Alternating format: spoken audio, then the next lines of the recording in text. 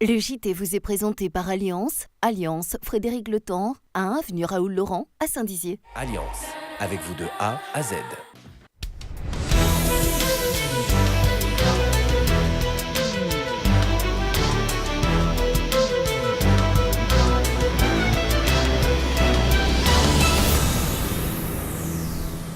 Bonjour à tous, bienvenue dans le JT de Puissance Télévisions, samedi 12 août. Voici les titres de cette édition.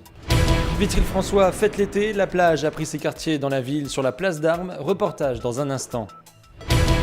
On restera dans la décontraction, nous vous emmènerons à l'Acroder, à Giffaumont-Champaubert. Et puis dans ce journal, notre journaliste Audrey Thézan vous fera découvrir les lieux pour se balader aux alentours du Pays Barrois. Et puis dans l'info en plus aujourd'hui, nous avons suivi le temps d'une soirée une équipe de la Croix-Rouge et de la Protection Civile qui œuvre chaque année à la sécurité du public dans les festivals, notamment au Musical Été. Et avant de développer ces titres, nous allons faire un tour du côté de vos journaux locaux. L'hebdo Voix de la Haute-Marne fait sa une cette semaine sur des lieux atypiques pour des nuits insolites. Le département regorge d'une douzaine d'hébergements touristiques insolites, des lieux situés souvent en pleine nature, dont certaines à quelques mètres de hauteur, qui amènent sérénité et tranquillité le temps d'une ou plusieurs nuits, comme le rapporte l'hebdomadaire. Le journal de la Haute-Marne de ce jeudi revenait sur l'attaque à Levallois-Perret où 6 militaires de l'opération Sentinelle ont en effet été pris pour cible par un homme au volant d'une voiture. L'homme a été arrêté et blessé par les forces de l'ordre l'après-midi même dans le Pas-de-Calais.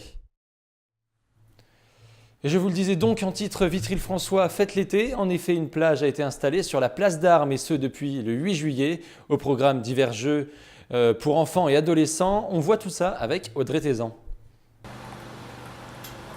Tout comme Saint-Dizier et Bar-le-Duc, la ville de Vitry-le-François organise elle aussi son édition de Vitry-Plage. La place d'Armes se transforme pour la 5e année, recouverte de sable et parsemée de transats et de parasols. Des jeux sont proposés aux enfants de la ville, du plus jeune âge aux adolescents. Malgré une météo parfois mitigée, les jeunes Vitrias sont toutefois présents pour profiter en famille ou entre amis des activités proposées gratuitement et en libre accès par la ville. Les jeux présents sont destinés aux enfants, dès le plus petit âge, je veux dire, voilà. Et puis après, il y a aussi pour les plus grands. Alors il y a le tourniquet pour les petits, avec un espèce de mur d'escalade, avec un tunnel là-bas. Pour les plus grands, il y a les baby-foot, table de ping-pong. Tous les enfants de la ville et des villages alentours sont invités à venir s'amuser tous les jours de la semaine, de 14h à 19h jusqu'au 15 août. Le lac du Der attire chaque année de nombreux touristes. Le lac compte de nombreuses activités diverses et variées. Parmi elles, l'acrobranche. Nicolas Bell est allé à l'Acroder, situé à Giffaumont-Champaubert. Très prisé des touristes locaux et étrangers, le lac du Der offre de nombreuses activités et loisirs pour tous les âges. Depuis 9 ans, l'agglomération de Giffaumont-Champaubert propose une activité d'acrobranche. Plusieurs parcours sont disponibles, certains pour les tout petits et d'autres pour les plus aguerris.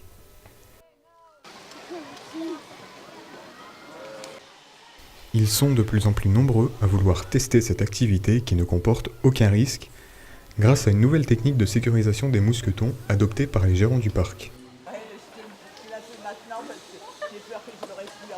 Donc en fait le parc, nous maintenant ça fait 5 ans exactement qu'on l'a. C'est un parc qui a maintenant 9 ans. Donc c'est un parc à 9 ans, les jours qui vont arriver il me semble, je crois en plus. Donc 9 ans bientôt. Donc 10 ans l'année prochaine, peut-être une surprise. Espérons quelque chose de bien. Donc nous ça fait exactement 5 ans. On a beaucoup progressé pour les parcours. On a fait de nouveaux parcours exactement pour les petits pitchouns. Donc on peut accueillir des enfants dès l'âge de 3 ans. Et on peut aussi aller jusque chez les grands, 99 ans, 100 ans, 101 ans, peu importe quoi, nous on prend tout le monde. Et donc en fait on part chez les grands parcours, on a 11 parcours pour les grands. Donc on commence du plus petit, d'accord, donc le parcours vert bien sûr. Et on peut monter jusqu'au parcours noir qui monte jusqu'à 20 mètres de haut. Donc accessible pareil à tout le monde, pas vraiment compliqué, tous nos parcours sont accessibles à tout le monde. Ouvert tout l'été, le parc accueille près d'une centaine d'aventuriers par jour.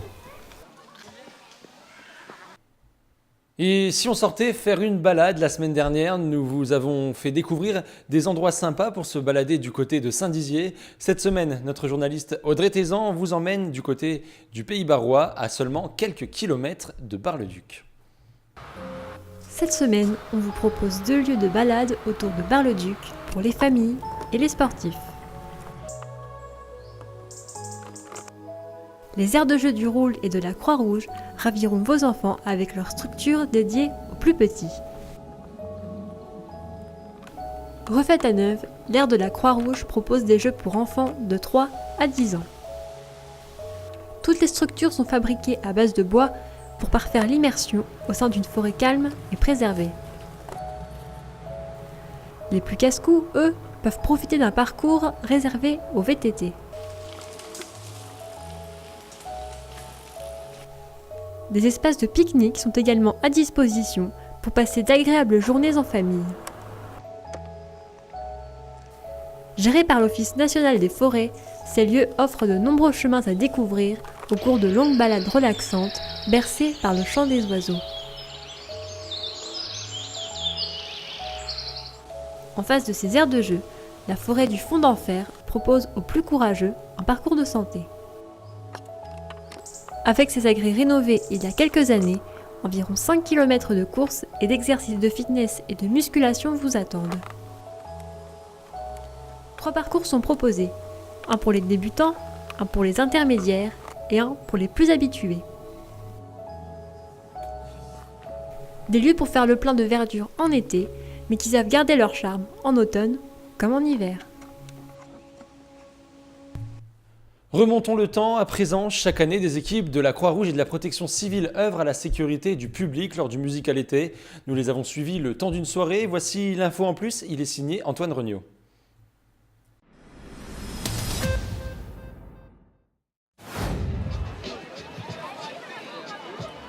Chaque année depuis 20 ans se tient le festival Musical été à Saint-Dizier. Un événement musical qui attire plus de 30 000 personnes, mais connaissez-vous les coulisses en cas de besoin de secours ?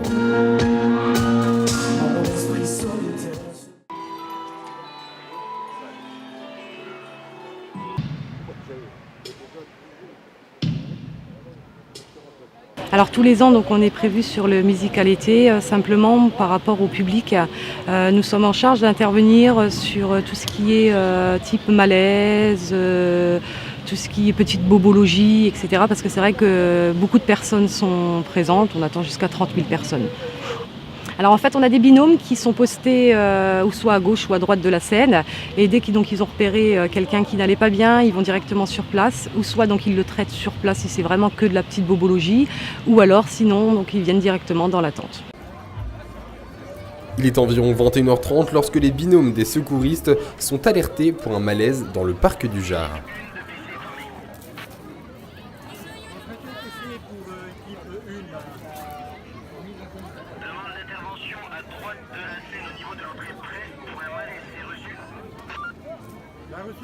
Pour équipe 1, oui.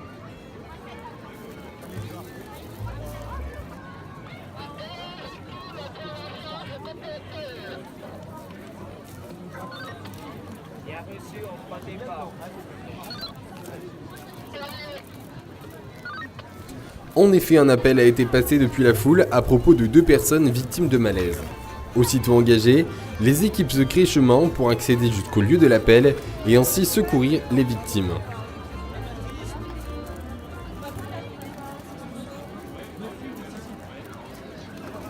Dans ce cas présent, il est important pour les secouristes de ne pas courir et de ne pas créer d'effet de panique. Il est important également pour le public de faciliter le passage des secouristes.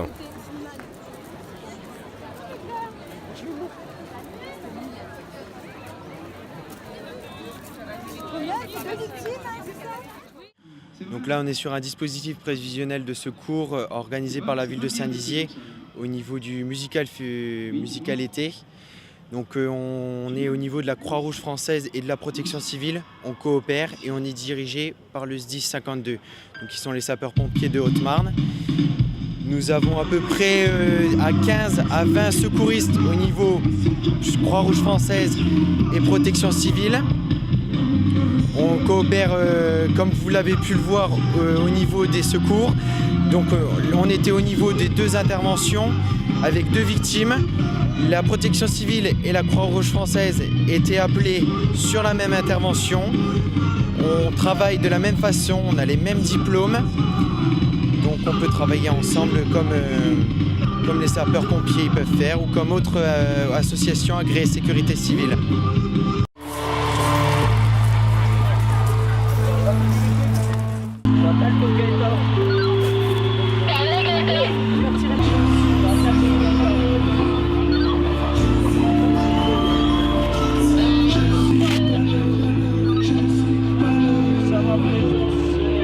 À leur arrivée auprès des victimes, les secouristes les prennent en charge afin de connaître toutes les informations nécessaires et de dresser rapidement un premier bilan, tout en prodiguant au besoin des gestes de secours et autres techniques de secourisme.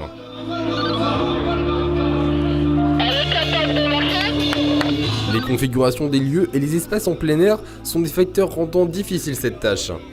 Mais ces bénévoles ont l'habitude car ils œuvrent chaque semaine auprès du public dans les événements divers et variés.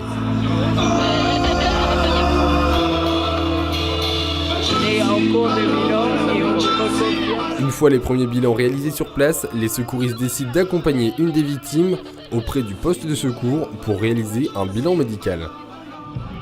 Donc le dispositif prévisionnel de secours, chaque association a son chef de dispositif ou chef de poste avec des binômes ou des équipes de secours dispatchées un peu partout au niveau du musical été, au niveau du concert, au niveau du public. Chaque équipe est relayée par la radio. Le chef de poste dit s'il y a une intervention ou inversement. Les équipes disent si elles réceptionnent une victime et l'acheminent directement ou avec un bilan d'urgence vitale, l'acheminent directement vers le poste de secours, là où des infirmiers et des médecins du SDIS ou de la Croix-Rouge française ou de la protection civile pourront faire un examen médical. Donc voilà, comme en présence d'une personne qui a des douleurs ou difficultés respiratoires.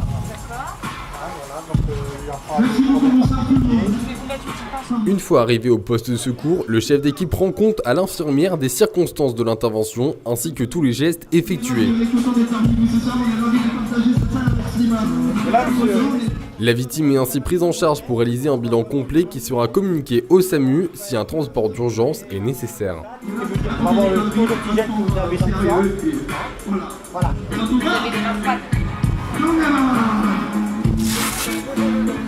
Annie, tu peux prendre du suivant s'il te plaît. Et si vous aussi voulez devenir secouriste bénévole, renseignez-vous dès maintenant auprès des associations reconnues de sécurité civile.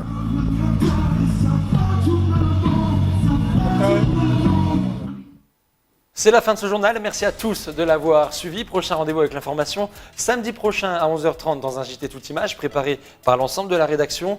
Antoine Regnault reviendra quant à lui à partir du mois de septembre avec une petite surprise, je ne vous en dis pas plus.